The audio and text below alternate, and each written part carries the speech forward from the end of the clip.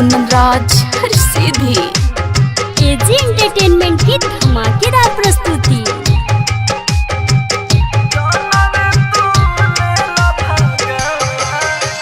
रोए के आंसू नसीब न होई, हमारा बातें पूछ न कोई।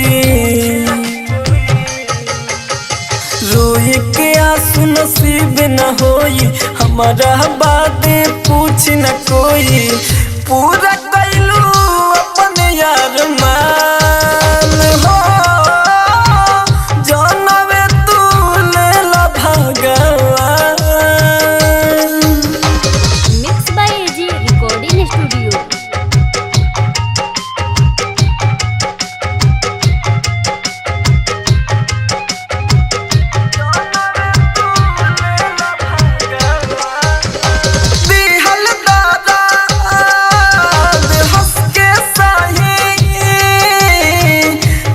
से कुछ नहीं कहनी,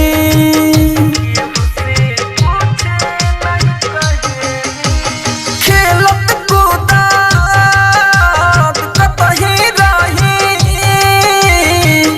तब उनके याद करेनी। सबसे नाता तोड़तनी, दुनिया से मुँह मोड़तनी। जोखे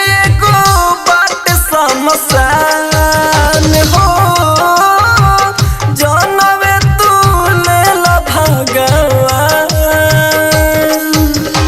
एजी एंटरटेनमेंट की धमाकेदार प्रस्तुति।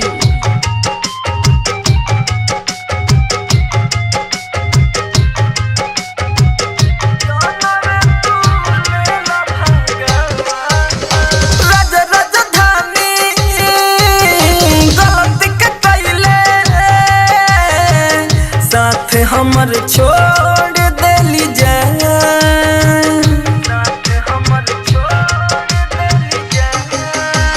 परदीप प्रेमी कहेले कि दोसरा के लिहली अपना मान। केहू के न केहू कामे आई, एक दिन तो सबके रुआई।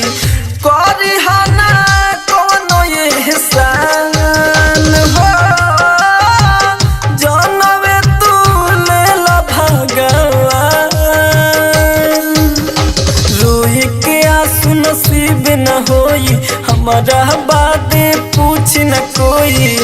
पूरा कैलू अपने यार मान हो, जानवे तू लेला भगवान। एजी रिकॉर्डिंग स्टूडियो, रोशनपुर सपहा।